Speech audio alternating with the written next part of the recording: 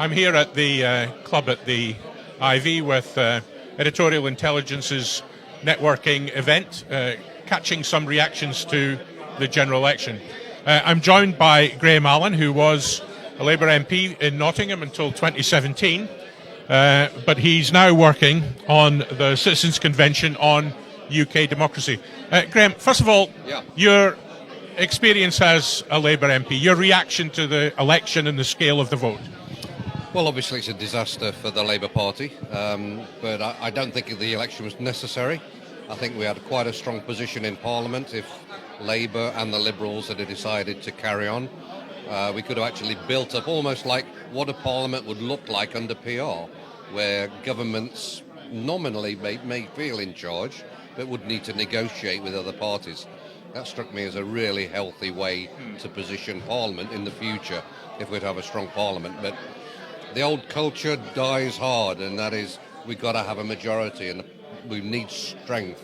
And they cried chicken at the Labour Party and the Liberal Party, and they caved in. And now we've got what we've got, which was always a strong possibility. But all the evidence from polling and people's reaction is that the public are screaming out for more cooperative and more deliberative forms of democracy.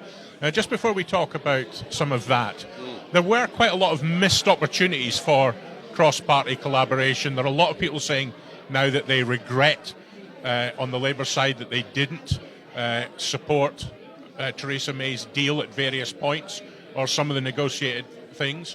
Just say a bit more about that issue, about collaboration. Well, I think there's a big misunderstanding about what Parliament is. A lot of people conflate Parliament and government, but also a lot of people in Parliament feel that Parliament is stronger than it actually is. I find it very difficult to come to terms with that sort of self-deception.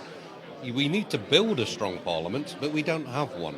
So you actually found the lack of expertise among members of Parliament in terms of putting down stuff to change bills or to amend standing orders or whatever. There's probably a handful, 7 or 8 people in Parliament that responsibility fell to, and they were self-trained, and I was one of those people. Members of Parliament taking responsibility more would actually have had a trained and practiced group of people who could have then politically wanted to do more deals, find a way to do that, and put pressure on government to compromise on whatever they wanted to put forward. So it could be a new way of working, and frankly, if ever we have a Parliament which represents the voting patterns of the United Kingdom, that will have to come into play. Because, you know, if you're in Holland or somewhere where they do have a PR system, people tend to be quite good at getting those things organised, getting legislation through and finding ways of working.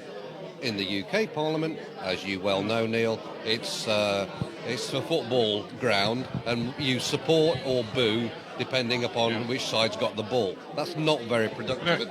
Just one last thing. Anything that I ever did as a Member of Parliament that I'm proud of and was productive, I did on a cross-party basis, whether it was creating an early intervention foundation or now developing a Citizens' Convention on UK democracy. It has to involve all parties, or like Sure Start, for example, it won't stick. And so you're now doing a lot of this kind of work outside of Parliament, trying to plug opinions and ideas to build consensus so that when Parliament acts, as you say, reforms will stick and will have consent. Just describe the work you're doing in... Well, Parliament, like most of our institutions, underperforms and is not quite fit for purpose. So a lot of the time I've been in Parliament, and indeed way back when before I was a Member of Parliament, I've written and studied democratic reform in order to make these institutions more effective. So I was elected as Select Committee Chair for the Political and Constitutional Reform Committee, Select Committee, and we produced big reports on how we would reform each of the institutions, including things like having a written constitution, etc. So when I finished doing that, the next obvious step was to do the big bit of unfinished business, which was to create a Citizens' Convention, which I'll gladly explain, which would look at UK democracy. And it's interesting, an unremarked part of all the manifestos, Labour, Liberal, Green and Conservative talk about a review of our democracy. Yeah. They mention assemblies, conventions or commissions, but for once all four parties coming to an election saying we actually need to look at what our democracy is about. So that's why I'm happy to comment on the election per se, which I've done. Yeah. But underneath that, even if there hadn't been an election, there's some fundamental things that we've got to tackle, which will be to the benefit of all the institutions and the British people above all. How much is the uptake of an interest in these kind of ideas affected by what, for instance, people saw happen in Ireland around the abortion debate and the wider discussions? Is that all part of a wider movement that's going across Europe? Yeah. So we spent 200 years getting the vote for everybody, and we didn't quite know what to do once we'd achieved that goal. And the next big advance for democracy, the next evolution on top of voting, is to get people more integrated into the process so that they actually feel they own it and respect it and trust it more. So if you look around the globe, as you've just said, fantastic example in Ireland, where citizens decided on the most difficult issue you could have in Ireland, on the abortion issue, a way forward. It wasn't done by party, but the citizens handed this gift to the party members of Parliament, and they said, well, at least we're not going to get the blame for this. This is coming in as an impartial view. They've taken their time. You've seen it on TV, and they've come up with this. We'd like to do this. And it was endorsed ultimately by a referendum. But Ireland is just one area. There's stuff happened in South Korea on nuclear policy, Australia on nuclear waste recycling. There are literally now scores of these assemblies or conventions taking tough policy issues because they can deal with it. When politicians who've got loads of baggage, they need to be the supporters club, they're whipped.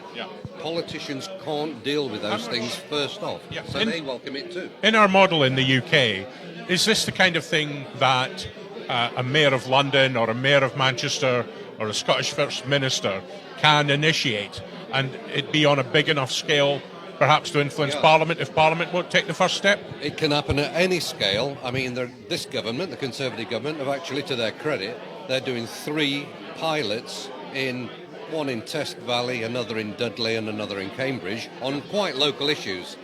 Equally, we at the Citizens' Convention on UK Democracy are doing a national level thing. That is our ambition. We've spent a prep year getting it all into place, and we're raising the funds to do it fully operative. So the size doesn't really matter. What you need is the desire to do it, and above all, in my view, a political end game.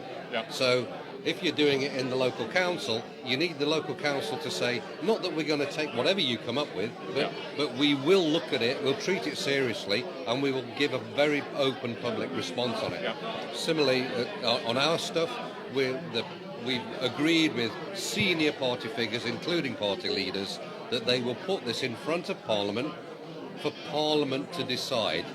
That's the way it should be, not a convention. So the convention can give them proposals that they can't actually produce for themselves.